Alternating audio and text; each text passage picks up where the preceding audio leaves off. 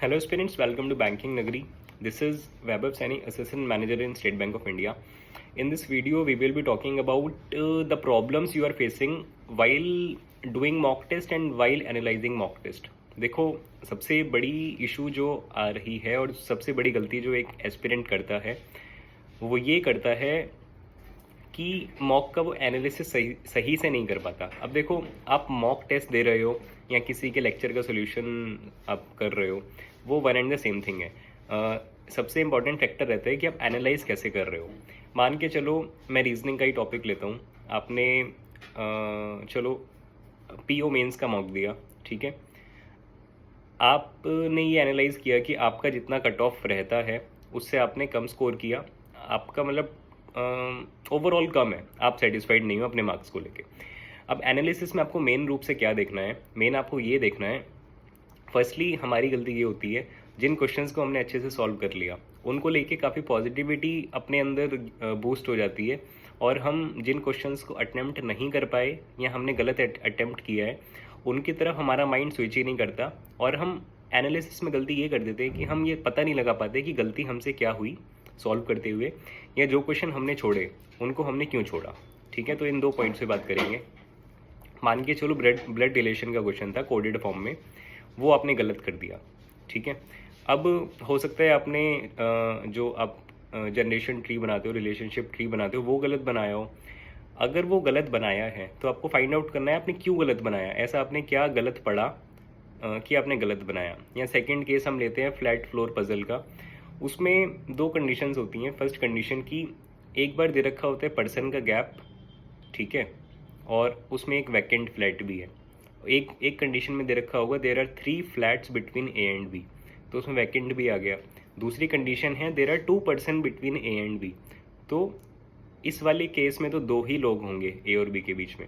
But जो मैंने पहले बोला there are 3 flats between A and B, तो ए और बी के बीच में अगर वैकेंट फ्लैट भी आ गया तो मतलब 3 पर्सन, मतलब 3 का गैप हो गया ना, सिंपल सा। ये वो गलतियां हैं जो आपको एनालाइज करनी है मॉक टेस्ट में। ये बस मैंने एग्जाम्पल दिया।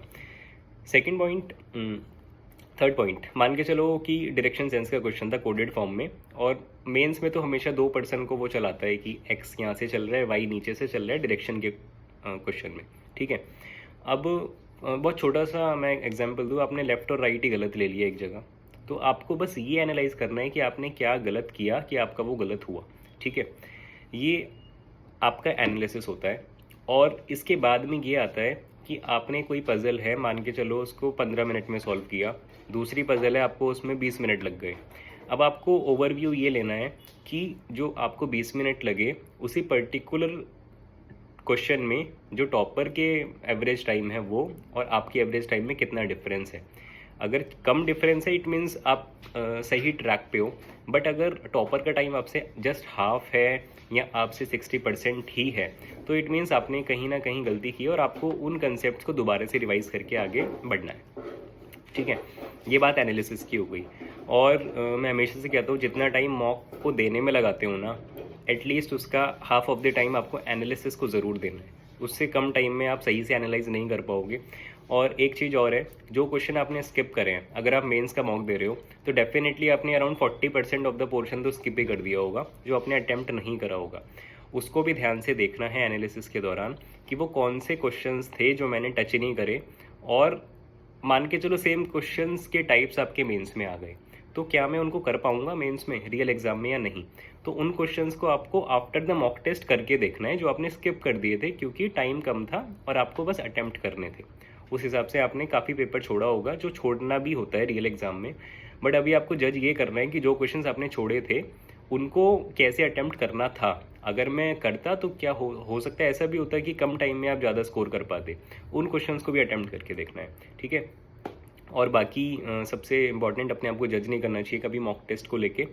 और हमेशा से मैंने यही बोला है कि मॉक टेस्ट को एज अ सोर्स लो, एज अ कंटेंट लो, कि अपने आप को आप थोड़ा सा बस चेक कर पा रहे हो कि आप अभी किस लेवल पर हो। बट आपको जज नहीं करना है, डिमोटिवेट नहीं होना है। मॉक टेस्ट को एज अ कंटेंट लो, जो हो रहा है अच्छी बात है, जो नहीं हो रहा उसको प्रैक्टिस करके सीख लो, ठीक है। और मतलब अपने ऊपर हावी नहीं होने देना मॉक टेस्ट को।